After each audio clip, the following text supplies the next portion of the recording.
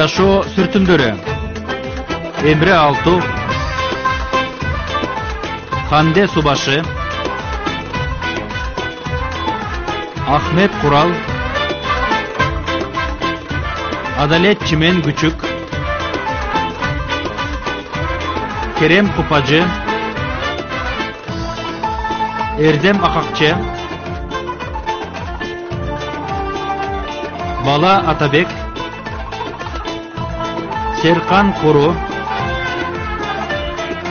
Замире Зейнеп Касапоулу, Өзгүн Караман, Корай Эргун, Эфе Караман, Эсвет Шакен Кубан Өзтопрак, Эрен Куртел Барыш Күчүккүлер, Багыш Ангигүн Жанер Кадаевча, Угур Канбай Мүге Юмуртачы уулу, Буржу Кыратлы Гүлшен Жерен Киргин, Мерве Казер Өзле Түрк.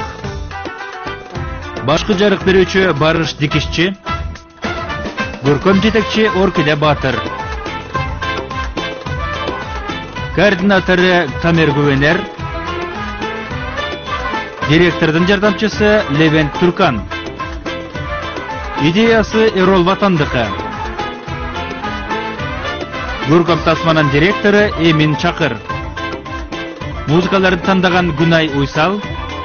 Сценарийин жазгандар Алпхан Дикмен, Башак Ангигүн. Продюсери Чаары Бингуллер. Режиссеру Садуллах Шентүрк. Зейнеп! Киши келди. Рыфаттын кардары окшойт. Кайдан билдиң аны? Зейнеп дейм. Үнүнү угатасың ба? Калемпирден ашыгыраак жеп алгандай. Зейнеп!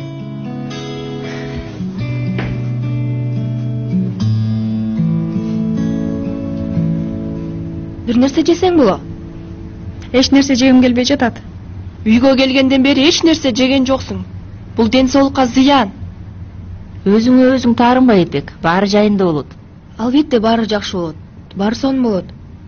Абдан кыйын Айшегүл. Эгер баары жакшы болушун кааласаң, анда өзүңдү жакшылап кара. Кааласаңбы? Ушунун баары түшүмдө болот десе жанымды бермекмин. Сенин жаныңдын эч кимге кереги жок. Сен жашооңду улант, жетет.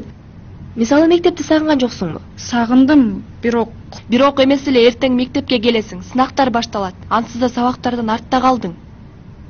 Уксаң, бул окуяда сенин эч кандай күнөөң жок. А сен өзүңдү жазалап атасың.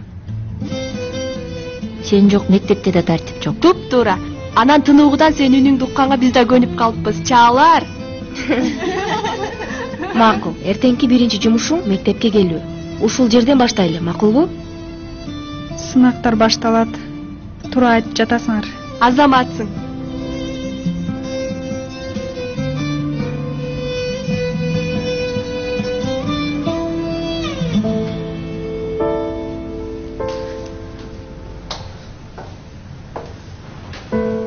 Эң сонун кече болду, рахмат сага. Макул анда, мен кетейин. Менден тажадың окшойт. Андай эмес. Такси күтүп калды. Акчаны шакылдатып эсептеп жатат го. Чын эле жакшы кече болду. Неме? Ооба, дурус тамак жеп дегендей. Бат-баттан ушинтип туралы. Эмнени? Кол кармашкандыбы? Жок, чогуу убакыт өткөргөндү. Албетте, бат-баттан кол кармашып турганда жаман эмес.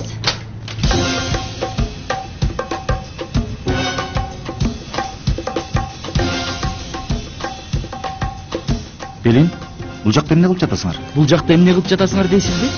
Үйгө жеткизип койдум. Сиз көз салып тур дегениңизден. Көрүп жатам, аябай кабатырланып жатасың. Белин. Биз да жаңы эле коштошуп жатканбыз.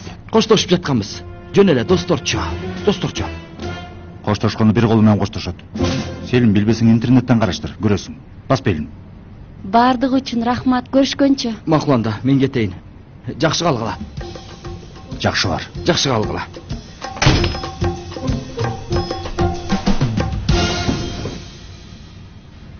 Азыр менин түшүнбөгөн суроом бар. Мен дагы качан түшүнбөй калат экен деп кабатыр болуп жаткан. Эмне болду, Эткин? Азыр биз Ипекти кайсы апасына жакшы көрүүгө көндүрүшүбүз керек? Өз апасынбы же баккан апасынбы? Эй, жок достор.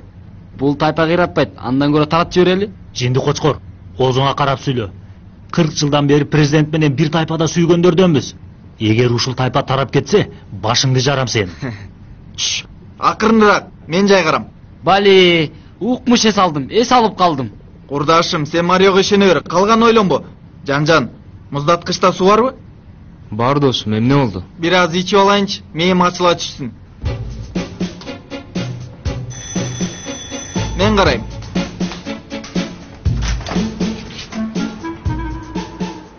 Кенан агай? Достор, ойлонуп баш оорутпагыла, маселе чечилди. Халил, буларга бир нерсе болгон жокпу? Буларга эмне болмок эле Гонжа? Эч нерсе болбойт. Анан мунустагы эзми неме экен? Кенан, сага эмне дешти деп билбей калдым. Айнур жеңем тайкемден дагы көп торт жеди. Анан кийин бийлешти. Макул. Акырын ойгонуп кетишсе, дагы кечке тынчышпайт. Кудай сакта. Аныкта сой кезинде айламды кетирет, кызы көзүндө кыйнайт го мени. Тим кой буларды. Жүргүлө, биз чыгалы, укташсын.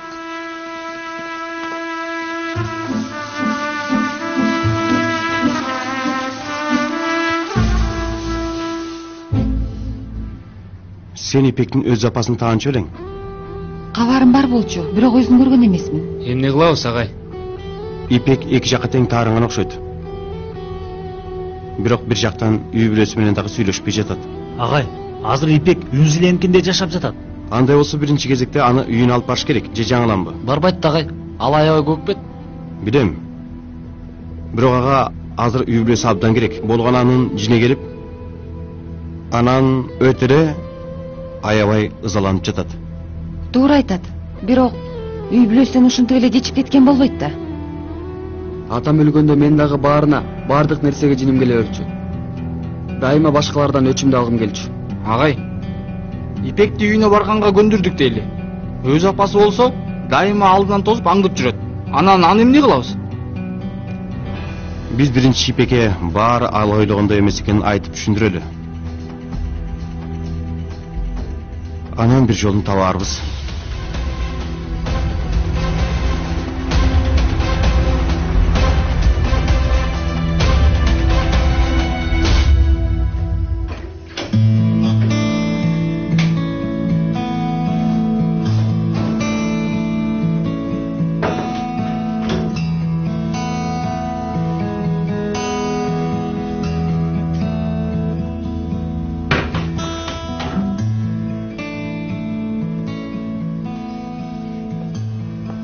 Кутман менен?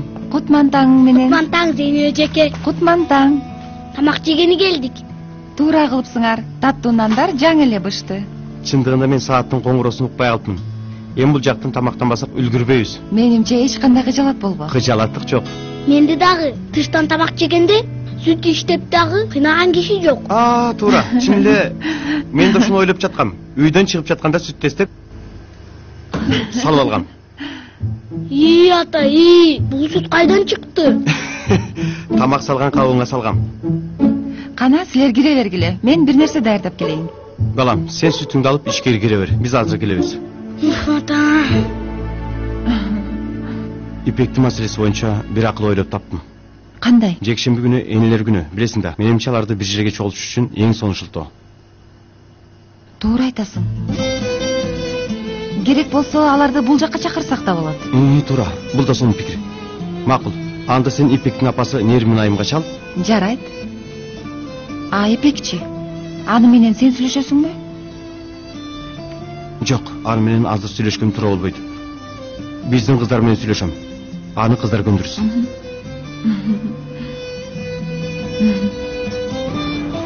Балдар, Ипек бүгүн мектепке келет экен, сүйлөштүм. Суранам, эч нерсе билбегендей мамиле жасагыла. Эптеп көндүргөн Ипекти кайра айнытып албайлы. Жакшы мамиле жасайлы. Досум, Кенен агай аны эч жагара жайгарып койгон. Кенен агай силерге да милдет берет. Уюштурушуңар керек деди, бирок Жинди неме го? Кенан даша маселени чечүүдө бизге муктаж эмес. Ал баатырларча жайгарат. Бир күн бул жакта, эртең башка жакта. Дагы. Ал ошондой мугалим. Учуп атканда көздөрүнүн сандар чыгып турса керек. Балдар, баатырдын карманы ошондой болобу? Күндүз үстүнө кофени төгүп, алаңдаган коркок бир киши. Кечкисин эле кыйын болуп чыга келет. Мисалы, эгер болсо Селим агай супер баатыр болот. Чын эле уча албай калса өзүнө компьютерден уча турган бирдеме жасамак да. Ошондой. Коллеждик бала, туурабайсыңбы эми аны? Бол, бол. Болчу эми досум. Бол.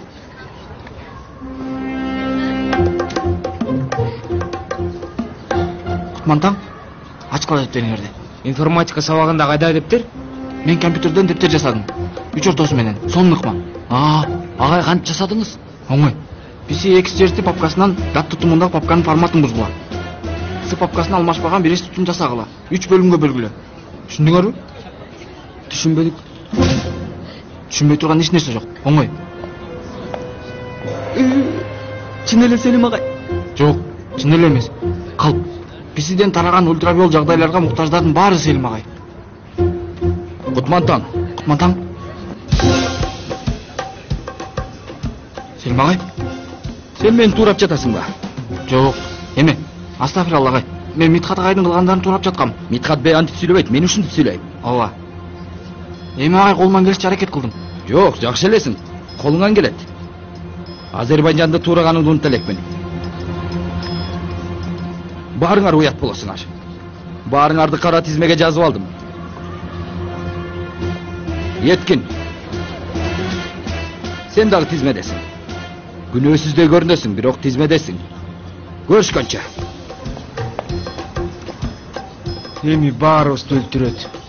Мен аябай коркуп жатам. Отурчай.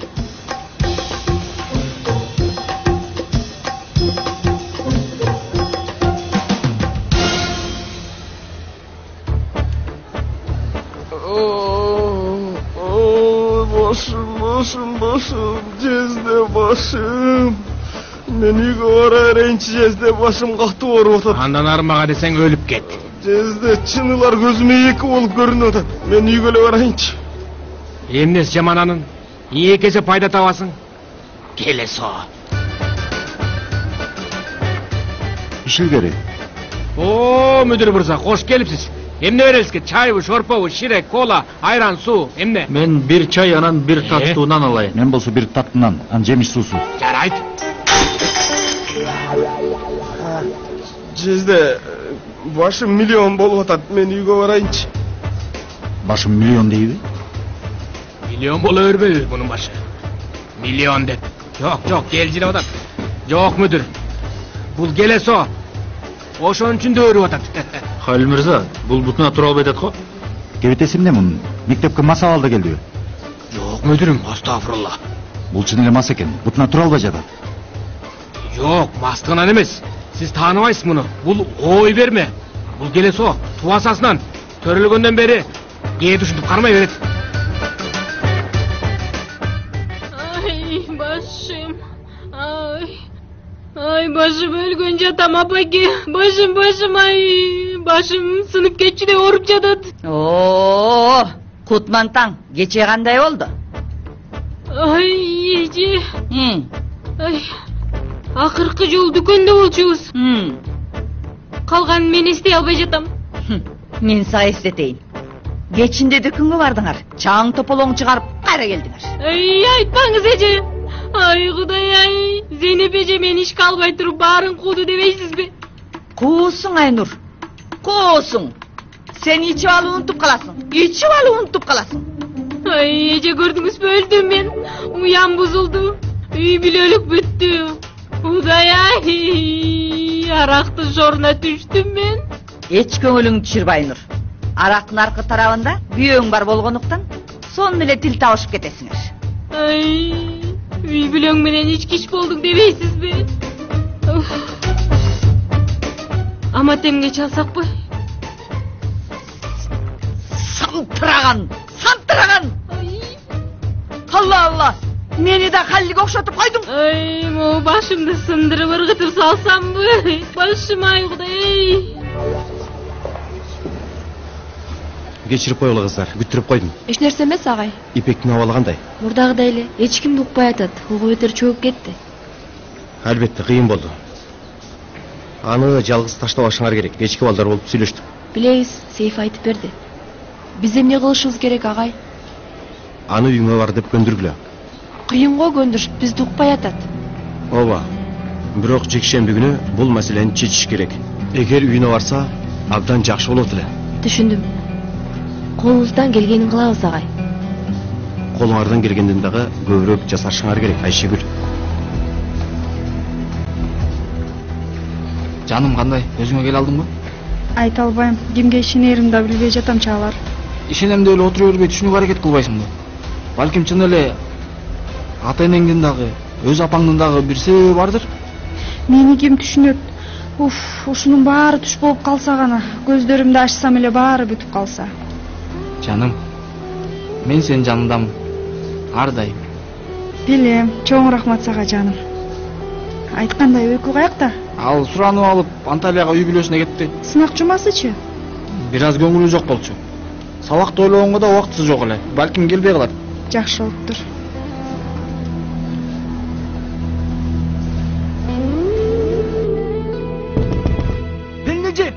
Пелнеже, эмне кылып жатасың? Пелнеже, тур. Теймур? Эже, бош элесиңди, кире берейинди. Коркпа, Пелнеже. Пелнеже. Кир. Мен өлдүм. Мен чын эле өлдүм. Өлүп кетейин. Өлдүм мен, Пелнеже. Эмне болду сага? Байкем билип калыптыр. Чындыкты билип алыптыр. Азыр өлүп кетпесем, өзү келип алып кетет экен. Эч нерсе түшүнгөн жокмун. Кайсы чындыкты кайда алып кетет? Пелнеже, мен окуш үчүн бул жакка келдим элем дедиң беле го? Ооба, дипломдук иш жазам дегенсиң.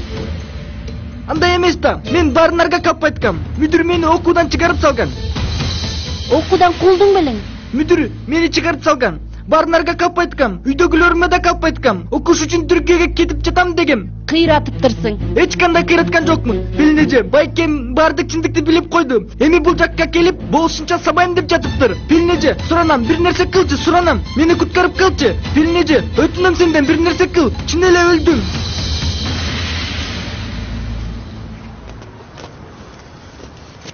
Жанер, Ипек эмне болгон? Эч нерсе болгон жок. Жанер, Чаалар менен Ипектин сүйлөшкөнүн уктуң го? Чаалар Ипекке апаң деп бир нерсе айтып жатты го. Уксаң, Ипекте кандайдыр бир маселе болуп жатса, аны эч кимге айтпайм, ишенсең мага. Ямур. Ипекти багып алышыптыр. Аны өзү да билбептир. Анан бир күнү өз апасы келип сураштырыптыр. Чын элеби? Өкүнүчтүү экен. Бирок баары бир сен билгениңди Ипекке айтпа, макулбу? Камсанага, Жанер. Үй бүлө маселесинин кандай болоорун мен жакшы эле билем. Ипек экөөбүз жакшы сүйлөшкөндө гана мен ага жардам бере алам.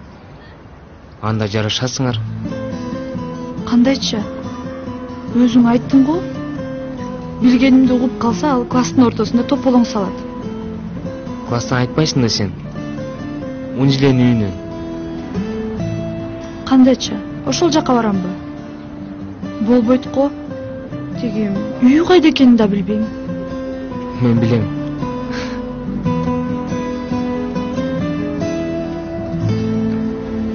Жаным, дайым эле бир нерсе чыгып калат. Дем алыш күнү кино каралы? Болбойт жаным, сынактар башталат. Эми жетөөнү 24 саат окуй турган алуу жок. Сен да эс алып аласың. Эс алган учурда Ипек менен болуп жатам, билесиңби? Достук сүйдөн артыкпы?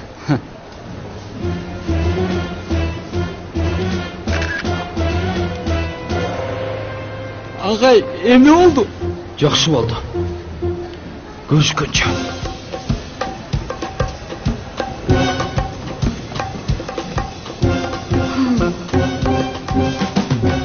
Сот болору жакындаган сайын жошулап жатам. Эптеп өтүп кетсе экен. Иншалла я. Алла. Түшүмөгүңдө аксакалдуу соттор кирчү болду. Мага сот жөнүндө дайыма жол көрсөтүп жатышат.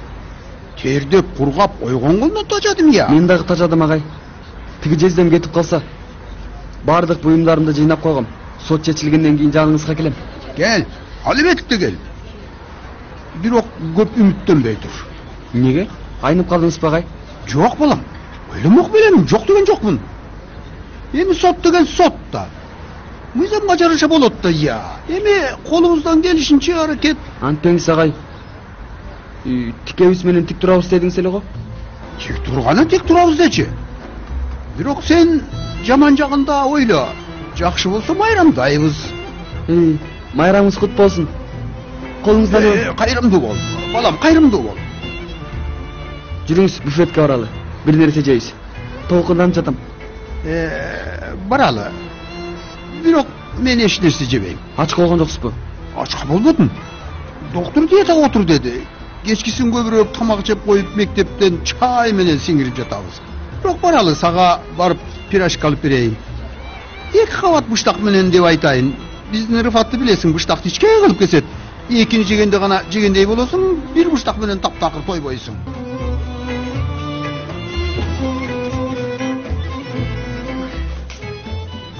Эмне кылып жатасың сен? Дүкөнгө кеттим эже. Жумуш башталып калды, ансыз деле кечиктим. Айнур, сен мындай абалда эч жака бара албайсың. Отур отурган жериңде. Эми дагы бир жол кууп жиберсинби? Бир жолго куулдум, ошол эле жетишет го. Айнуржан, келе берчи алдыңда. Кел бер, алтыным. Сен бул кебетең менен дүкөндү төрт көтөрөсүң. Дайыныңды таппай каласың. Чын эле Кудай сактасын. Эжеке, суранам сизден, карьерам менен ойнобоңуз. Айнур, карьераңды айтпачы Кудай үчүн, я. Жүрү, алдыгы башыңды жуйлу. Жүрү бас, бол, тур. Же алдыгы башыңды чакага салайынбы? Жакшыраак болот, бол. Балдар, мен мелдештен баш тарттым. Баатырым менин КамАЗым. Жок, мен аласам да анан ким толуктайт? Сарсана болбо досум. Мен үчөөңөрдү бири-бириңерге сүртүп, электр зарядын чыгарам. Ал зарядты сатып, сен пирожки менен чайыңды төлөйбүз. Кандай дейсиң? Чын эми, алганга 1 жыл тотап, Марио, болбосо сейфи бетиңди тутат.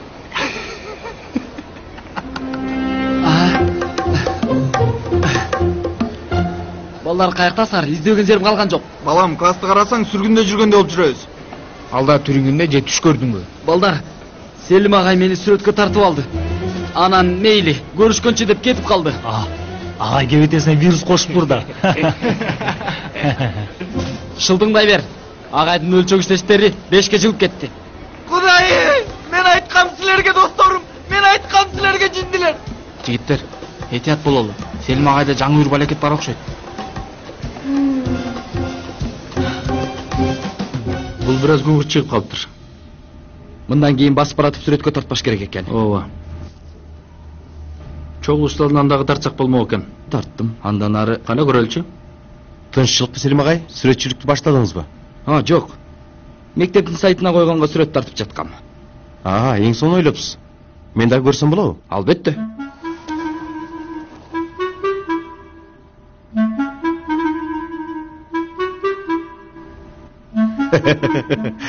Муну эмнеге тарттыңыз? Билим алуу жаатынын эң тармал окуучусу бизде деппи? Жок. Өч алыш үчүн тарттым. Өч? Сүрөт мененби? Ооба. Булар мени тамашага салышты. Мүдүр мырзага уят болдум. Эми буларды бири-бириден сүрөткө тартып жатам. Кыскасы эмне кылаарымды али чечелекмин, бирок баары бир. Мурут тартасыз агай. Мурут? Жакшы болбойт. Бирок мүмкүн өздөрү тартса? Жакшы болушу мүмкүн. Өздөрү тартсабы? Чогулуштун кагаздарын да коштум. Жакшы. Селиф айым, капа болбосоңуз бир суроо берсем болобу? Албетте сураңыз. Селим менен эмнеге ажыраштыңыз эле? Турмуш болбой калды. Эмнеге сурадыңыз? Жөн эле, жаман жагы бар беле. Кандай десем, күч колдонуп жаман адаттары. Булардын баарына эмнеге кызыктыңыз, мүдүр бей? Жөндөн кызыккан жокмун. Мен Селим жөнүндө эч нерсе билбейм, жана ал жөнүндө билгим келип жатат. Жакындан билгим келип жатат. Кызматкериңиздин жеке жашоосуна мынчалык жакындан кызыкканыңызды билбептирмин. Кызматкеринин жеке жашоосуна кызыкканым карындашым менен дайыма тамакка барып жатса сурайм да. Кечириңиз Селиф айым. Булар жеке суроолор экенин билем, бирок Селим чын эле сыйкырдуу адамга окшош. Качан эмне кылаары белгисиз. Бирок карындашым менен жакшы тил табышат. Экөөнүн эмне сүйлөшүп жатканын билбейм. Бирок эгер карындашыма кандайдыр бир коркунуч болуп жатса, кабатыр болбоңуз. Селимдин эч кандай жаман жагы жок. Жана чогуу жашап жүргөндө мага үнүн катуу чыгарган эмес. Карындашыңызга эч кандай залакасы тийбейт. Болдубу? Эс алып калдыңызбы? Жок.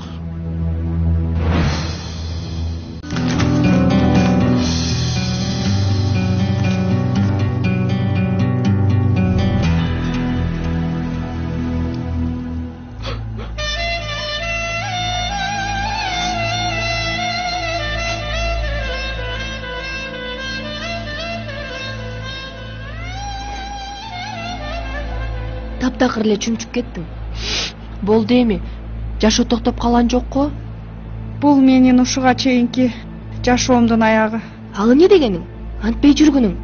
Мындай баарыбыздын башыбызга келиши мүмкүн, Ипек. Өзүңдү колго алышың керек. Укчу. Сага кыйын болуп жатканын түшүнүп атам. Андан чыгышың да кыйын. Бирок чындыкты да унутууга болбойт да, досум. Сени жакшы көргөндөр үчүн мүмкүнчүлүк беришиң керек. Баары эле мени жакшы көрөбүз дейт. Сен болсоң кимге мүмкүнчүлүк берет элең? Билбейм. Балким баарына. Жок дегенде эки тарапты аягына чейин угат болчумун. Кааласаң сени бүгүн үйүңө алып баралы. Ата-энең менен сүйлөш. Аларды укканга, түшүнгөнгө аракет кылып көр. Силерге да ыңгайсыздык жаратып жатат окшойм. Болуптур. Жашай турган жер табам 1-2 күндүн ичинде. Сен эмне туура эмес түшүнүп жатасың? Мен ошону айттымбы? Ипек, эч кимди укпай жатасың го. Суранам. Бир аз укчу, бир аз түшүнгөнгө аракет кылчы. Өзүңө да аларга да мүмкүнчүлүк бер. Сен биздин ордубузда болсоң эмне кылат элең? Силер кылганды кылат болчумун. Үй бүлөңөр менен жараштырганга аракет кылат болчумун. Эмнеге билесиңби? Башыңардан өткөндү. Ичиңерде эмне болуп жатканын билгеним үчүн. Силердин кылганыңарды кылат болчумун. Түшүнбөйт болчумун.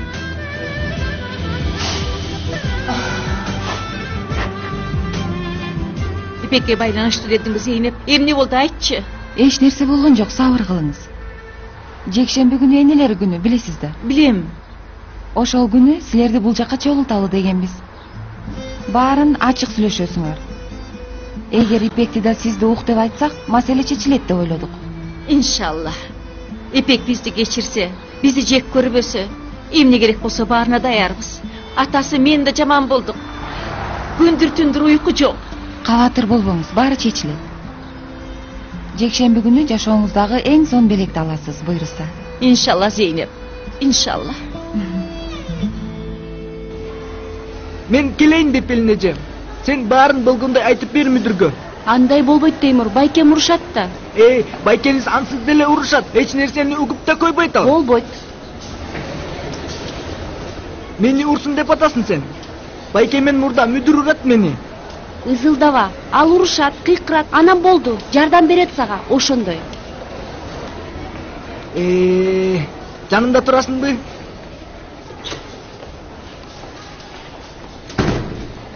Саламатсызбы? Байкем ордундабы? Ордунда болгон үчүн чыгып келе жатам да. Таң атпай сол бутуңуз менен турган окшойсуз. Суроо бердим болгону. Болбогон суроолорго жооп бергенге алым жок. Кир, кара өзүң. Байкеңиз ордундабы, жокпу? Седеф айым. Сиз мени окуучуларыңыз менен алмаштырып алдыңыз окшойт. Чебердеп сүйлөңүз. Сизди окуучулар менен алмаштырыш мүмкүн эмес. 20 жылдык мугалимдей болуп темселип жүрөсүз го. Байкем мектептин мүдүрү го, ошондуктан эркин жүрөм. Менин байкем да хирург, бирок мен адамдарды дарылабайм. Жакшы калыңыз. Бул мугалим мүдүрдүн жинине тийиптир. Ошон үчүн биз кирбей эле коелу. Киресиңден. Макул.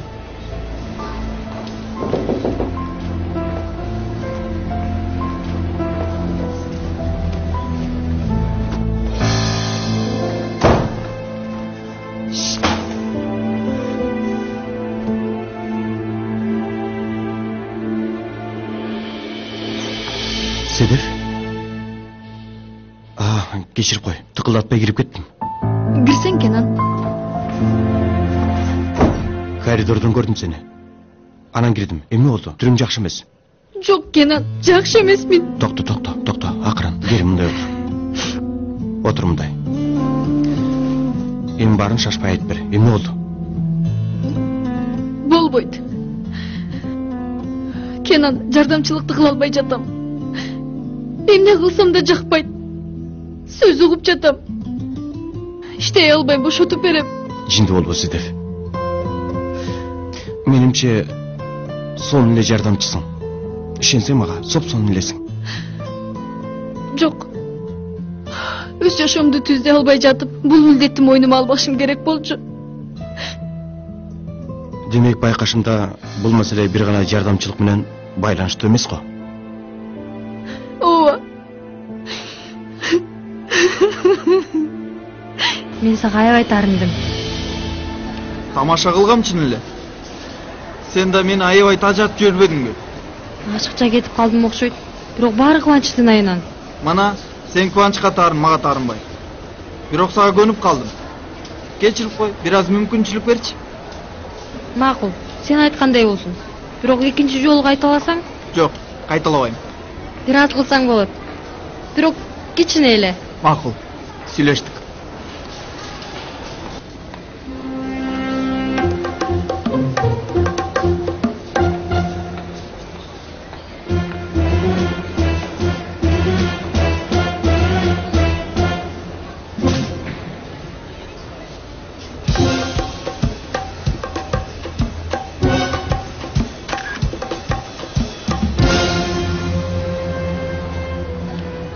Кезек сенде болчу. Көрүшкөнчө.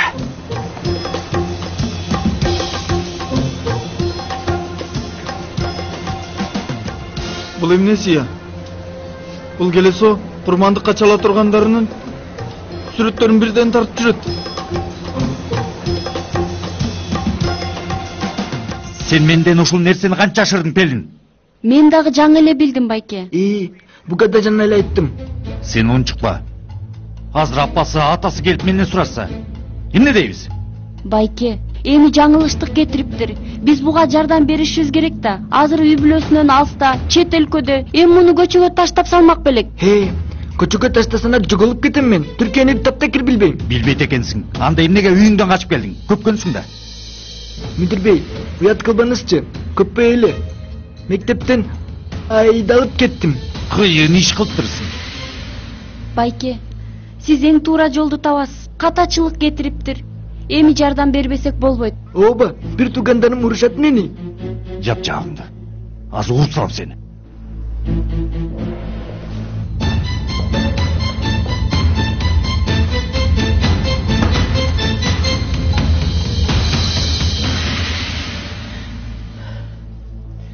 Азыр бир аз эс алалы, макулбу? Анан жакшылап ойлонолу. Бошотуп берем, Кенан. Азыр эле бир аз эс алып, анан ойлонолу дебедим, Седев. Көрбөй жатасыңбы? Колуман келбейт. Мен андай нерсе көргөн жокмун, Седев. Сен адабият мугалими Седев дур болуп туруп жардамчы болдуң. Азыр жардамчылыктан башка бирөө болом деп аракет кылба. Кайра адабият мугалими Седев дур бол. Седев, уксаң, мен сени көп жылдан бери тааныйм. Сен кызматыңды дагы, жеке жашооңду дагы дайыма туура иш жасап келдиң, туура кадам таштадың. Эми артка кайра кайтпа. Сураным сенден. Седев турдун пикирлерин, сезимдерин угуп көрөйүн. Мүдүр жардамчысы. Баарынан ушуну жоготконун корктум эле. Эмнени? Сенин достугуңду. Мен достугумду мындай оңой эле жогото албайсың, кабатыр болбо. Байке, биз ачка болдук. Барып тамактанып алалы. Менин да курсагым ачты. Ачка эмесмин. Жебесем деле болот. Жакшы баргыла. Бирок бат келиле. Сүйлөшө турган сөздөр бүтө элек. Макул. Кир. Мети мырза, кандайсыз? Саламатсыз. Жинди мугалим келди. Салам, Селим. Эмне болду, Селимбей? Эмне болду? Мен бир нерсе сурайын дегем. Азыр мен бул сынакты жазуу түрүндө кылышым керек болуп жатат. Кагазга жазуу түрүндө. Текшере турган болсом, көрсөтө тургудай кылып даярдасаңыз, анда болуптур. Так ошондой. Дагы бир каалаган нерсемди сурасам болобу? Албетте, Селимбей. Сурооңуз кызыктай экен. Ооба. Бир аз түшүнүксүз, бирок пайдалуу. Анда бере турган суроомду сурай берейин? Сураңыз, Кудайга тобо. Бирок суроону укканда урушмай жок. Селимбей, оюңузда ушунча көп кызык суроолор болсо, сынакта сураңыз. Чоң рахмат. Жакшы барыңыз. Мен айткам, бул киши жинди. Андай эмес.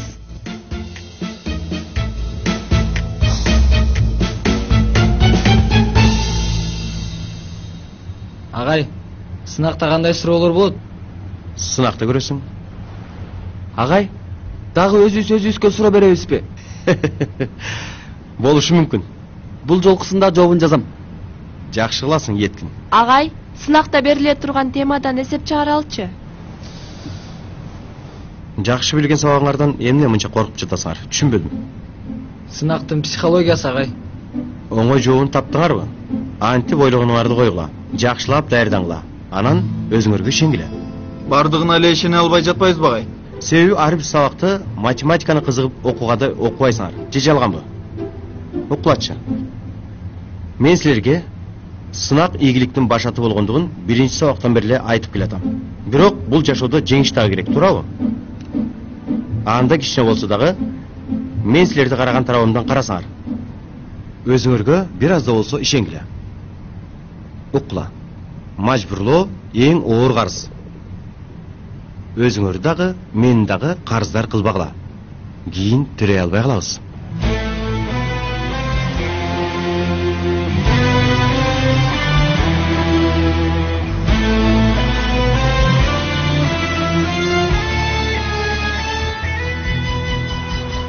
Ипек, бир аз сүйлөсөк болобу? Макул агай. Биз бара берели, артыбыздан келип кал. Саламатта калыңыз агай. Жакшы калыңыз агай. Жакшы барыла. Кандайсың, Ипек? Жакшы эле агай. Кече апаң келип сүйлөштүк. Өзүң билесиң да, атаңды да апаңды да жакшы көрөм. Билем агай. Аларды мыжал капа кылба. Түшүнүп жатам, абал кыйын.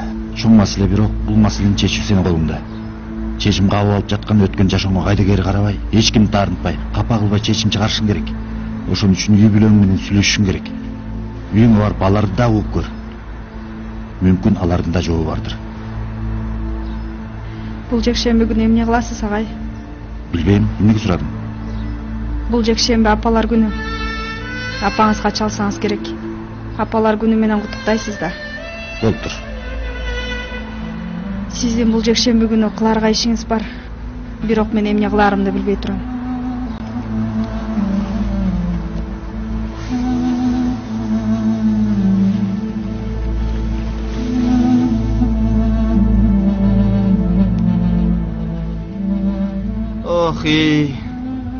Үшкүрүнбө жаңы эле баштадык. Тачап кеттиңби? Ал үчүн эмес досум. Тиги түлкү Селим ойман кетпей жатат. Анын болгон ишин чукуп салбадык беле? Мен дагы ошону ойлоп аткам. Бир башкача карап көрүшкөнчө деди. Коркунучтуу кинонун режиссеру болсо Оскар алмак. Ойлонуп бербегилеч балдар. Көп болсо кызыл костюм кийгизет. Ага дей көнүп калганбыз. Жигиттер, бул жинди бизге юбка кийгизип жүрбөсүн. Юбка да кийгизет, би кийимин дагы. Даана өлдүк окшойт. Сага сонун жарашмак бичи Марио. Шылдыңдабагыла балдар. Тим кой досум, шылдыңдай берсин. Селим агай кетип баратып эмне деди билесиңерби? Отурууну жабалы дегендир. Жок досум, кезек башкаларга да келет деди. Башкаларга, түшүндүңөрбү? Макул, жазууну.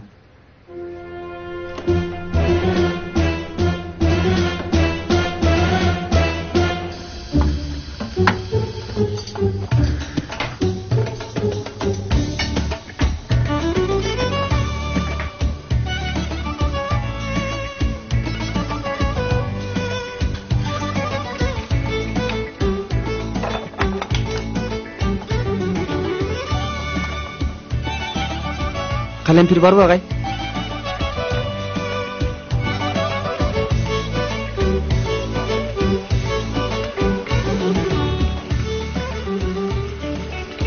Балам, эч кереги жок болчу я. Жөн эле жей берет болчубуз. Эмнеге кыйналып жатасың я? Мен атаман тарбия алгам агай. Сизге майлуу болбойт да. Майлуу тамак жегендей болбойсуз. Отту бир аз азайталыбы? Мен тамак жасаганды жакшы билем. Бул жака көчүп келгенде тамактын баары мен жасачумун. Сиз да көнсөңүз жакшы болот. Балам, үзөсүң, астын бир аз азайтып койсоң? Макул, мунун астын азайтып коеюн, демделип бышсын. Сизге сонун салат жасайм. Брокколи барбы? Жок. Айсберг барбы? Балам, түркчө сүйлөчү. Укроп агай, жашыл укроп. Жок балам. Бир аз жусай менен партулак бар. Жүгөрү барбы анда? Анан анар ширеси да керек. Ал болбосо болбойт. Макул балам.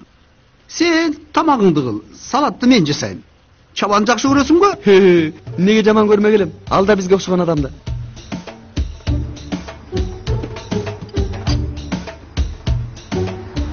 Торт жактыбы, Юсуф уста? Аябай жакты. Тактайдын үстүнө шоколад сүртүп кой, аны деле жегидей. Жок, аны жебейт болчумун. Сени эжекем сонун жасайт да, ошон үчүн. Унчукпай отур, атасына кайшы сөйлөгөн болбойт, тарбиясыздысы. Муну жегенден кийин шоколад кошулган токочтордон жесем болобу?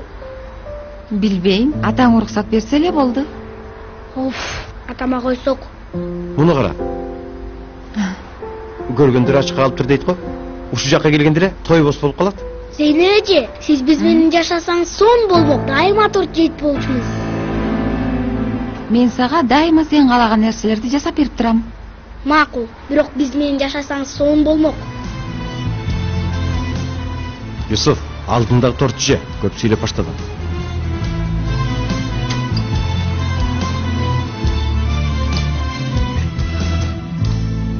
Халил, дегенин тургузбайсыңбы?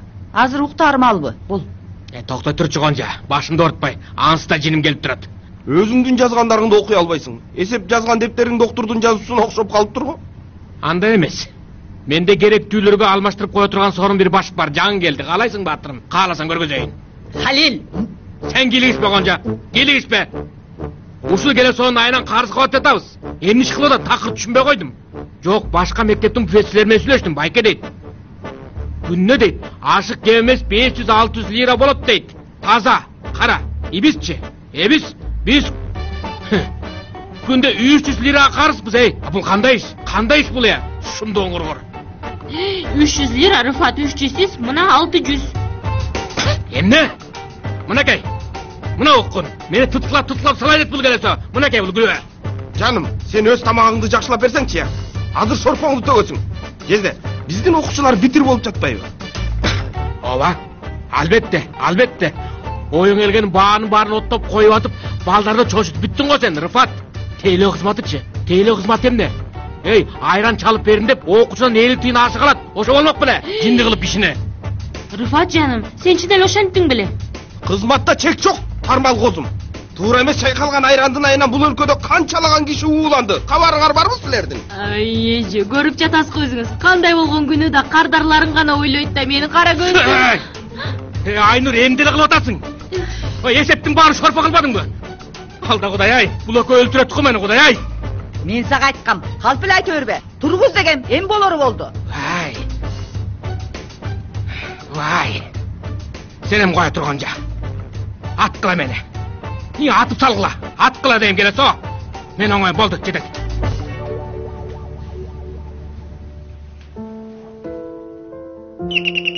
Мен карайм.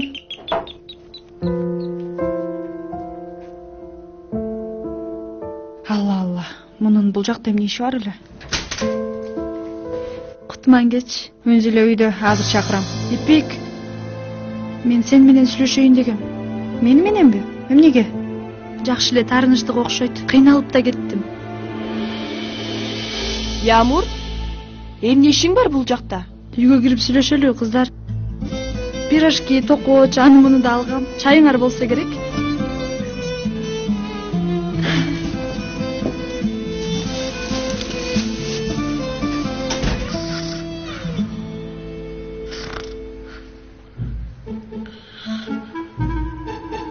Кочкор. Кочкор, Кудай ырбады, уктап атасың? Губкаларда өзгөчө болгон нерв клеткалары болбойт. Эмне деп атасың, губка болуп? Досум, ал биология менен жатып, биология менен турат. Биолог кочкор экенсиң, досум. Азаматсың. Досум, мен жаман болуп жатам. Келгенден бери сабак окуп атабыз, китепти карап отуруп уйкум келип кетти. Токтотолу. Токтотпойбуз. Кенен агайдын эли караган бетин жери каратпайлы да. Бир ашчы да кичине, аямай жок. Аямай жок. Аямай жок. Аямай жок. Аямай жок. Аямай жок. Нерв клеткаларынын көрүнүштөрүнө карата түрлөрү. Жалгыз клеткалуу, эки клеткалуу, көп клеткалуу. Азаматтар, мээңерден айланайын азаматтар. Уланталы. Пирожкиден жесең? Ачка эмесмин. Анда чай келгенде чогуу жейсиң. Үйдү кантип таптың? Жакшы, кооз экен. Эми окуучунун үйү да. Аны сураган жокмун. Даректи кантип таптың? Жанардан алдым. Үйү кандай экен дегендей, мен дагы. Макул. Эмнеге суперовун алдың? Аны да Жанардан сурадым. Эң жакшы көргөнү ушул деди. Эмнеге кылып жатасың муну? Мен кылган жокмун. Дүкөндөн сатып алдым, көчөдөгү.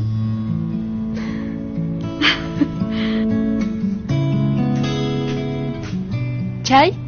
Биринчи мейманга.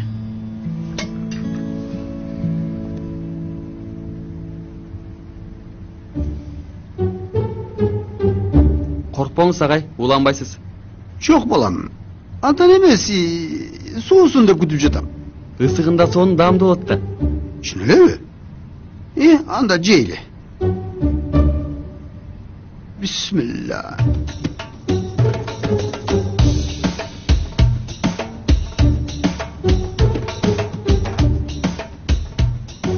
Даган бекен? Рахмат агай. Дагы кое туруңуз. Кандай сонун тамактарды жасаарымды көрөсүз. Бирок бир аз тузу кем болуптур. Ооба. Мындан кийин туз жок, көнүңүз. Койчу? Курмай жок. Кой. Майлуу жок. Койчу. Чучук жок. Жетер яу. Май ансыз деле жок. Жетер еткин, жетер яу. Аш болсун. Рахмат.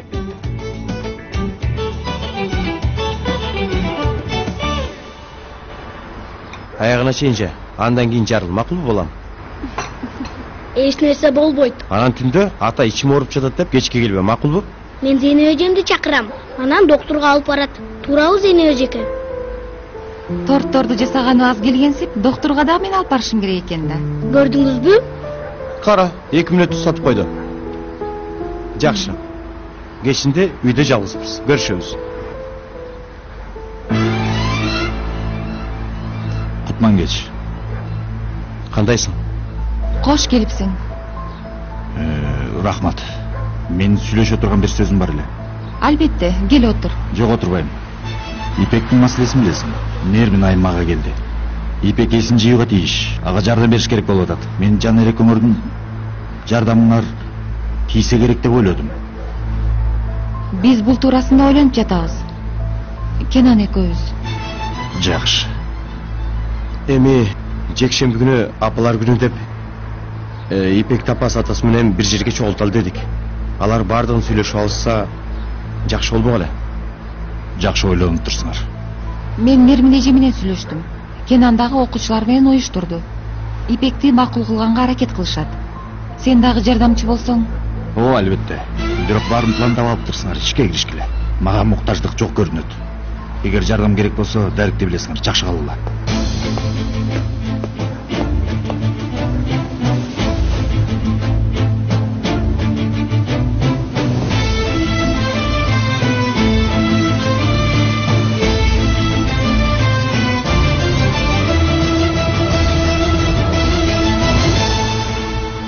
Кече түнү бардык пирожкилерди жеп коюп турсуңар го. Эртең менен турсам бир да пирожки калбай калыптыр. Калтырып койсоңор болмок кыздар. Буфеттен 2 пирожки, чай алабыз, анан өзүбүзгө келе түшөбүз. Кабатыр болбо.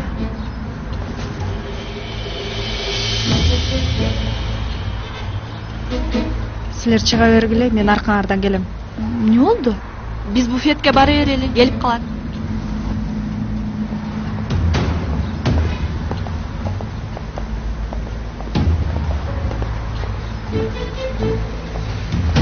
Эмне ишиң бар? Эмнеге келдиң? Кызым, мени кызым деп айтпа дегем. Макул. Сен каалагандай болсун. Мен болгону муну бергени келгем.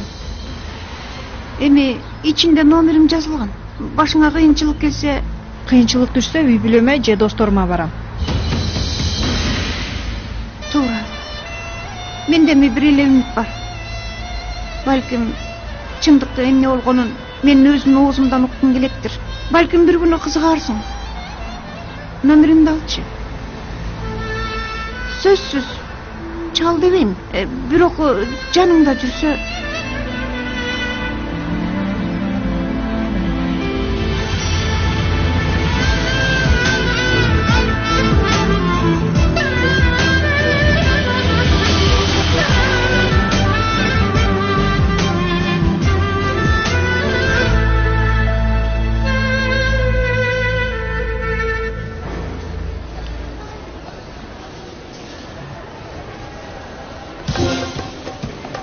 Сейфи. Ооба Сейфи. Bir günü sağada gezek келет. Аямай жок. Аямай жок. Өз коркоктугуңа кайрыл да беттеш. Аямай жок. Агай, сизден коркпойм. Жакшы, анда кел. Келем.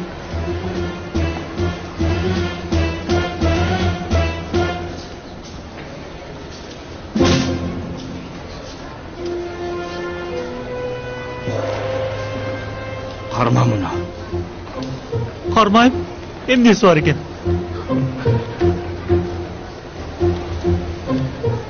Жөн аралаштырба. Мен аралаштырып койгом. Муну да карба. Аны да кармайм.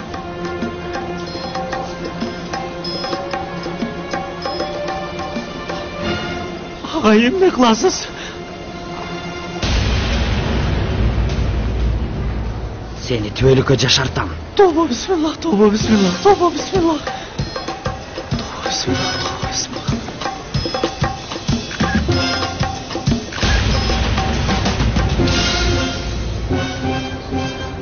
Токошты бер. Айранды да бер. Макул көрүшкөнчө.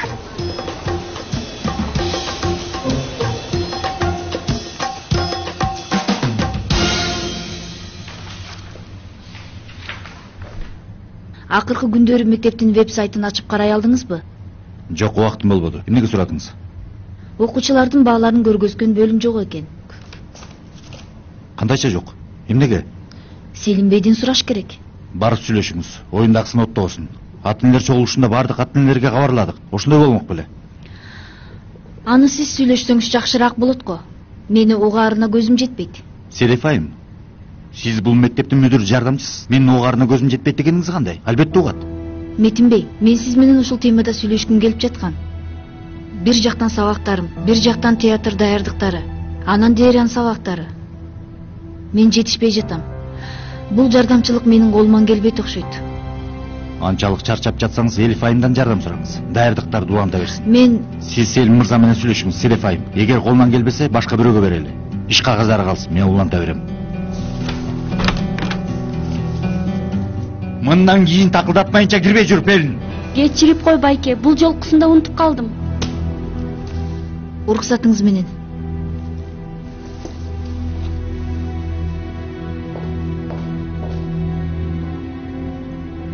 Адабиятчыңыз мени көп деле жактыра бербейт.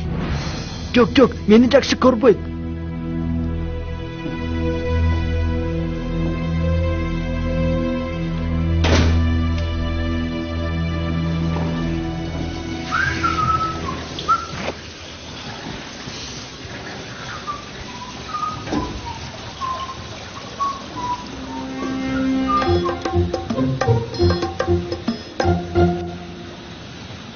Seni bıştak deyin deyim. Бирок убак эмес. Күлүп кой.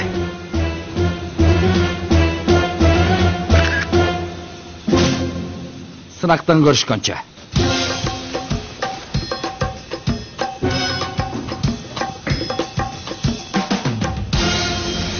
Жезде. Ne oldu? Мага карыз бериңиз. Ne? Карыз бериңиз. Karız ber deysin be. Hop bolot. Sana 3 жолу karız berem. 5'te bütöt. Kuru ayrandan 2 dana, anan Japon çevinin başta ayranda. Кудулсуз го. Өзүңүздү өнүктүрүп атасыз. Карыз бериңиз. Рифат, жоголчары. Азыр чынлап көңүзүп коем. Ооба, акчага толтур мени. Карыздын эң жакшысы акчалай. Тигил жакытты мештисит, балдыразды бирастан кешит, тунугу башталат бол. Карыз бериңиз. Мен тиги машинкени күзгү кылып оңдойм Жезде. Козума белек алат болчумун. Тур жоголчу башында ортпай. Кайдагы карыз? Кайдагы белек? Колуксуна жөнө белек бере беребиз.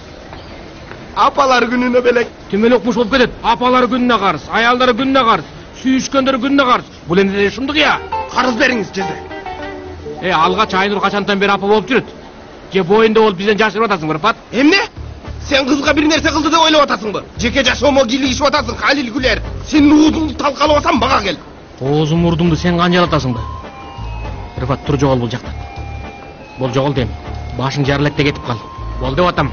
Карасам бул жерде ызык суу бар, бычак бар жакын арада. Жогол тур азыр. Жогол дейм. Башың жарып салам, жогол. Мен барбай салайын. Жогол дейм. Келесо.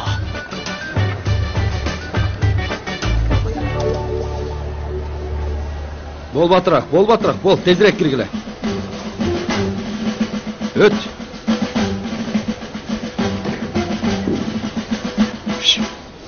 Досым, Селим ағай мені жақсы көреді. Қарасаң өзің деле, барыңарды суретке тартып, мага тиішкен жоқ. Батыр Селим ағай. Сүйлөшпөй отургула. Кана балдар. Сынак суроолорду компьютерге жүктөп койдум. Компьютерлер ачык. Монитордун капталын бассаңар эле иштейт. Досым, мен ачкандан коркуп турам. Сага берейинби? Бас, бас.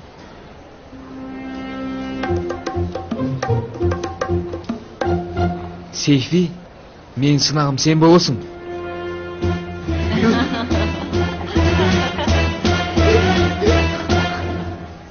Жаным, ертең эмне дейт? Мага да сен чыгыпсың. Жаным, меникинде да сен экенсиң. Жан, сонун жерден кармапсың, э?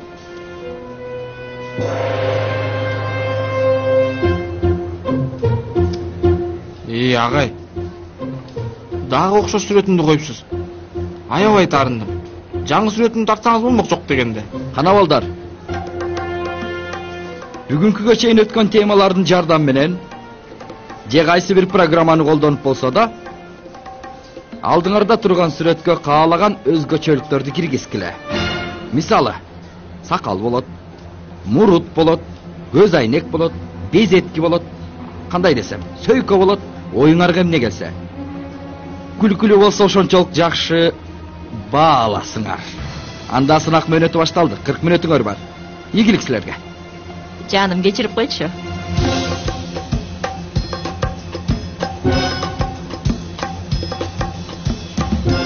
КамАЗ дос, тарынбайсың да эми. Класс. Мага көз айнек тартканыңар. Тарынмагыла. Окуучулар.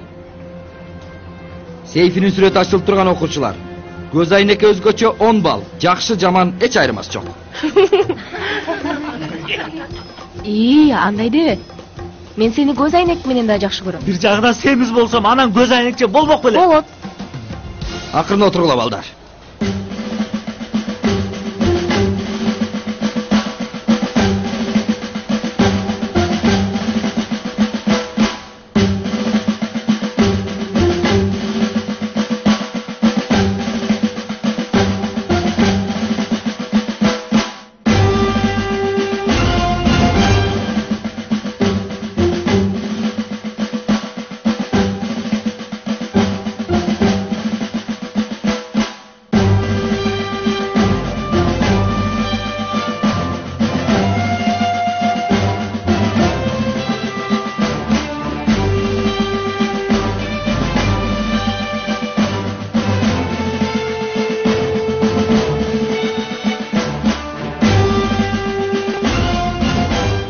Sen gir.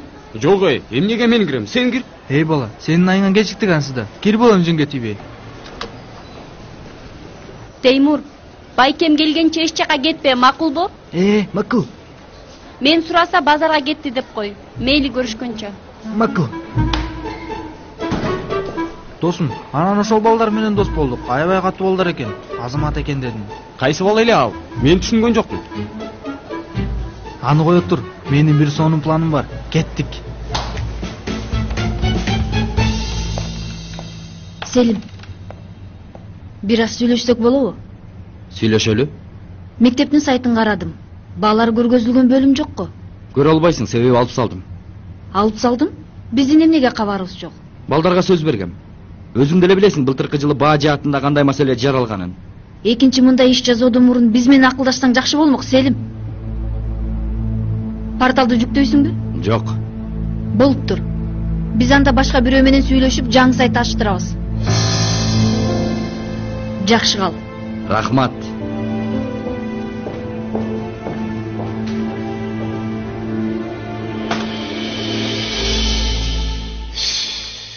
Мен жашоомдо мындай нерселерди такыр көргөн эмесмин. Болгону карта оюну гана бар экен компьютерде. Ушундай да болмок беле. Тажадым. Чынында тажадым.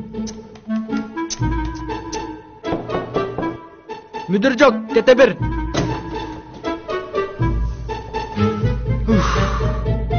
Мүдүр жок деп атамга балдар. Эмнеге киресиңер? Кандай Теймур? Жакшы. Эмне болду?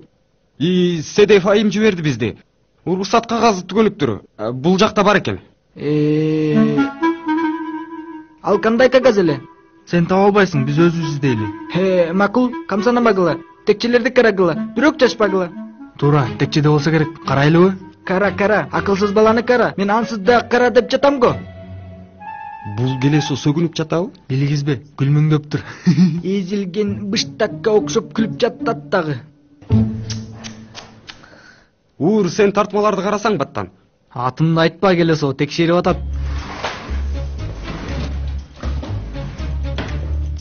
Чачпай кара.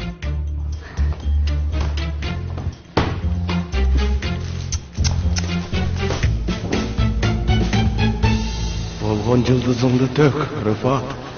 Бираздан кийин акча бер. Жашымды дагы төгөтүш.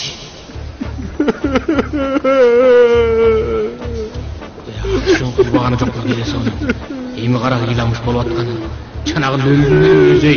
Карасаң. Айнурум, жеткире албадым, Айнурум. Болбой атат. Эмне кылсам да болбой. Келесо болду, токтот, кулагым түнөө бакыра бербей. Келесо. Апалар күнү нөбелегенде болуп калыптыр. Колумдан келбеди, Айнурум. Келесо, Кудайым өзү кечирсин. Азыр баарыбыз жумуш калтырасың, белеңди да, карзыңды да деле мейличи. Канча акча керек? 200 лира. Сен элеби? Ал сана, 200 лира болобу? Жазуусу ашыгы кеми бар ичинде толук. Тур жоголам жениме теберпат. Жогол жана. Эмне кыласың 200 лираны? Эмне кыласың эми? Айтчы гана. Бизди Мустафа байке, бул майке Айнурга апалар күнүнө ага сонун белек болот деди. Мен мунун сонун кылып ороп берем деди. Анан Айнурга аябай жагат деди. Кенан жездеңен берип жиберем деди. 10 лиралык майкени 200 лира дедиби? Вай, акылдуу уста. Келесо, алдап жүрө берсин силерге окшогон. Эл саяктарды. Жада калса ичерге айраның жок. Кийер кийимин коосмайт деби? Амтыраган келесо, эшек десе. Мустафаны кара.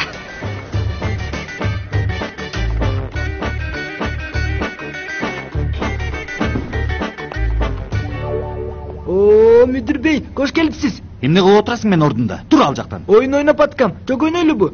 Тур, бошот ордунду. Ансыз да oyun жок экен. Жакшы. Тур. Белиң кайда? Кийим алат экен. Мени отуруп күтүптүр деди. Мен макул дедим. Эң сон.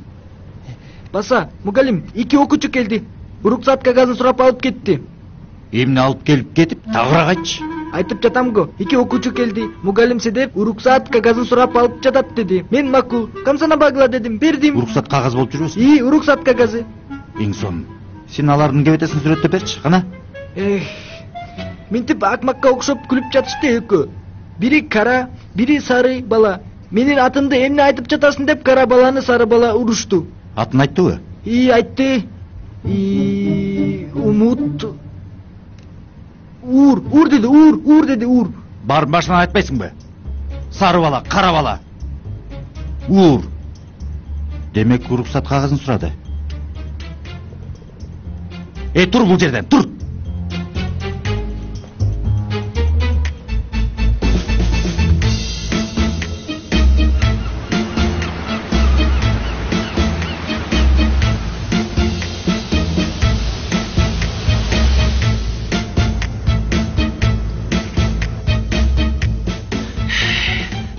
Tez bol Baatır, geçik atабыз.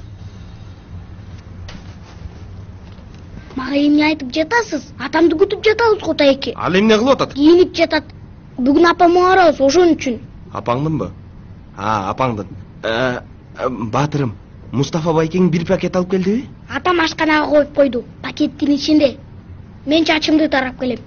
Жезде, аялымдын биринчи апалар күнү. Эми сиздин айыңыздан кечиккени калдык. Рыфат, жетет болду. Ишин жаман шаштырдың го. Сен бара бер, биз аркаңдан барабыз. Макул, көрүшкөнчө. Мен дүкөнгө кеттим анда.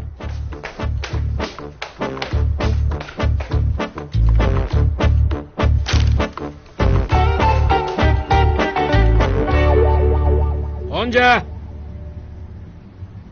Гонжа турем бол, түш болбодубу? Халил, Кудай үчүн барчары башым ооруп жатат.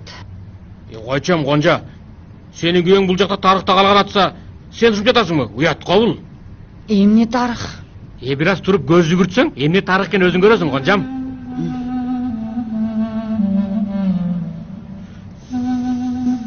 Бул эмне? Тамак. Сен дайым айтып берчүсүң го романтик эмесиң деп. Мынакей. Кудай. Керели кечке бир табак менен мугандирге чай ташыйсың. Эми мага ташып жатасың. Гонжа бери карачы. Жаным, жаткан жериңе тамак ташып келип атам го. Эмне кылайын эми сага? Макул. Алып кел. Мейли. Чоң рахмат. Айтып жатканын. Мендей күйөөнү таап алып, анан деле болбой эле бут дей берет. Чын эле кызыктай эле аялсың деги сен. Жаман болуп жатам дейм. Мунун эмнесин түшүнбөй жатасың, а? Болуп турганда. Канткене жакшы болуп кетесиң, мен билем. Алдагы нанын арасын карачы. Ичин карасаң, эмне бар экен гана, карап көрчү. Бул эмне? Нанын арасына да билеликти коймок беле. Романтика деген ушул, Гонжам. Сюрприз катылгандан. Кудайым ай. Апалар күнүң кут болсун, Гонжам.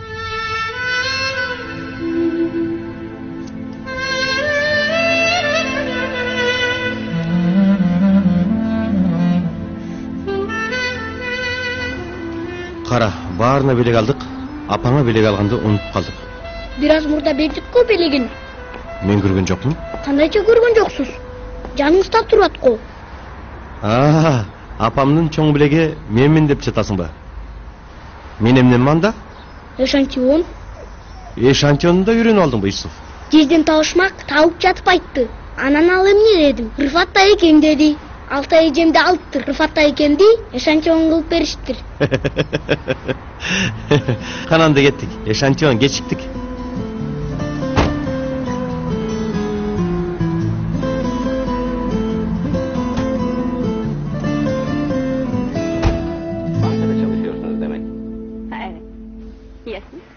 Ticaret.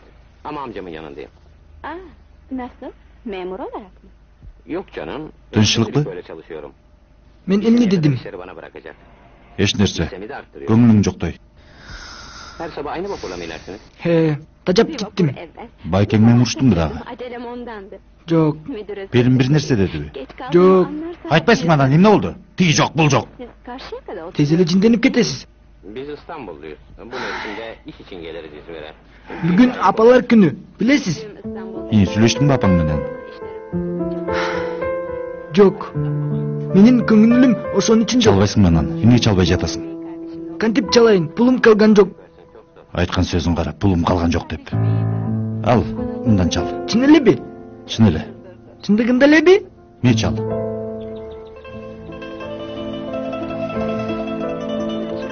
Müdür. Бирок менин апам Америкада. Анан кайгырба. Түшүнбөдүм. Тамаша. Сизге тамаша кылдым я. Битир десе.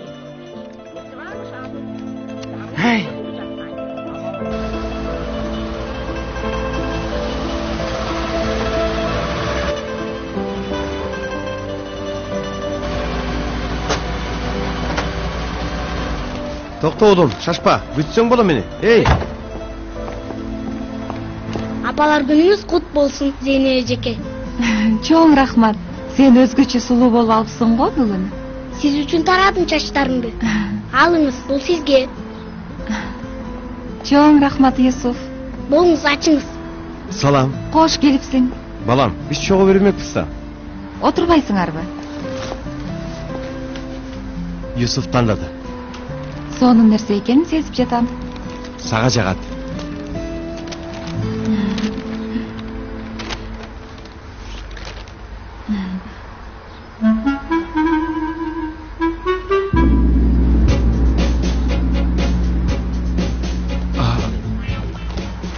Жаңылышып алып алгансыңар го. Ата, бул кандай фартук? Мен мындай деген жокмун да. Жок, биз тандаган бул эмес болчу. Сен көздөрүңдү жапчы. Кана Зелип, сен кайра ордуна кой. Кой. Фартук сурасаңар, ушуну бериштиби? Жок, андай болгон жок. Ай, Рифат ай. Ay, canım, men seni жақсы көрөм да. Sen mага fartuk алдыңбы? Фартук бу. Сен жакшы карасаң, фартук бекенже. Берчи мага муну. Кооз майкени фартук дейби. Фартук мындай болбойт да. Ай, ишен албай турам. Эки жакты колдонсо болот турбайбы? Кара. Мындай таксаң майке болот, мындай болсо фартук болот экен. Ай, мен жаным ушундай түшүнүктү. Жаным, го жакшы көрөм да сени. Рифат! Бул уруштун үнү болуп калды окшойт. Биз эми уруш жеп алып баралы. Анан эжекеме өтүп кетебиз. Бул. Дагы эмне кылдың жаным? Я, эмне кылдың? Билбейм. Бол барып билели, бол. Рифат, бул жака кел. Бол. Келе атабыз эми. Токтой тур. Кээде жинди кашайтат мунусу дагы. Макул жаным, жинденбе. Ал дагы кара көздөрүң чанагынан чыгарба. Жүр кетели. Жанымда сен болсоң, макул. Бол кеттик.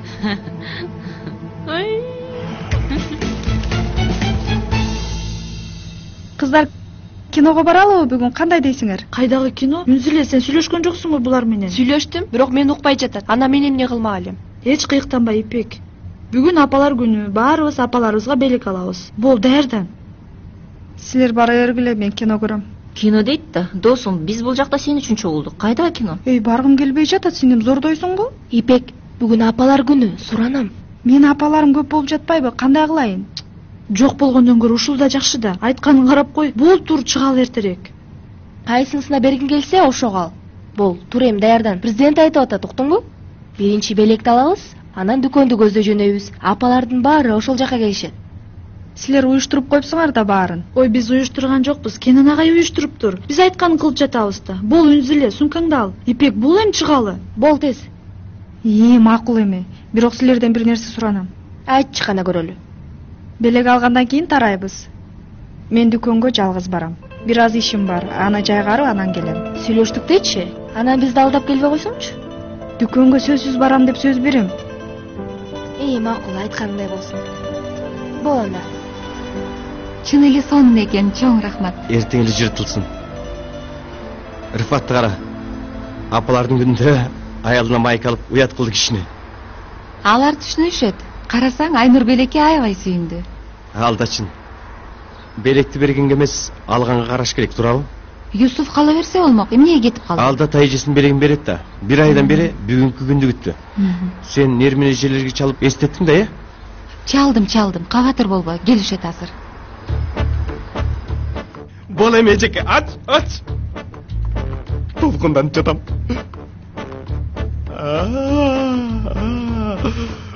Кудай, бул менин өмүрүмдөгү эң сонун табак сервиси. Ай, эже, бул идиштер керемет го. Киши мындай табактан табак жегенден уялат го. Атам бул табактарды Айнурга чыдаган табактар деди. Айнур эже кааласа да сындыра албайт экен. Эмне демек элем? Атаң туурасын тааптыр. Эже, берсеңиз жакына Айнур, карап суранам, Айнур, суранам дейт, таштай. Ай, эмне кылдым? Кечирип койчу жаным, кечирип койчу. Күйөөсүнөн кечирим сурап жатат. Табак меники, а бул болсо күйөөсүнөн кечирим сурап жатат. Мен сага тарындым, козум. Ушул кылганың мага баардык соккулардан оор болду. Келди, сиз дагы күлмөңүзчү.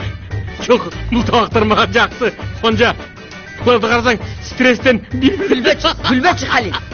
Ай, үйүмдүн коргоочусу эмне болду сага? Ал дагы нур көзүңө көз тийдиби же? Ай, эже, муну караңыз, туура көздөрдөн сыныптыр. Атаң бир нерсени унутуп калыптыр. Айнурда ой жүгүртүү деген жок да.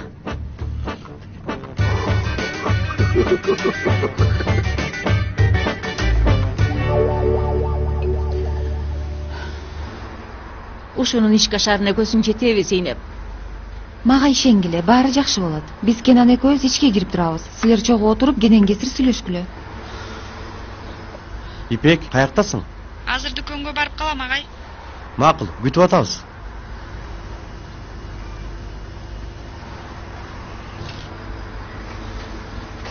Азыр сүйлөштүм, келатат. Кааласаңыз биз силерди жалгыз таштайлы. Кереги жок, агай. Калсаңыз эле жакшы болот. Конокту күтүүгө аргасыз болдум. Ипек, кайсы конок? Ким ал? Билбейм, анын ким экендигин азыр чогуу чечебиз. Билбейсиңби? Ким? Билбейм. чогуу карап сурашкыла. Келиңиз.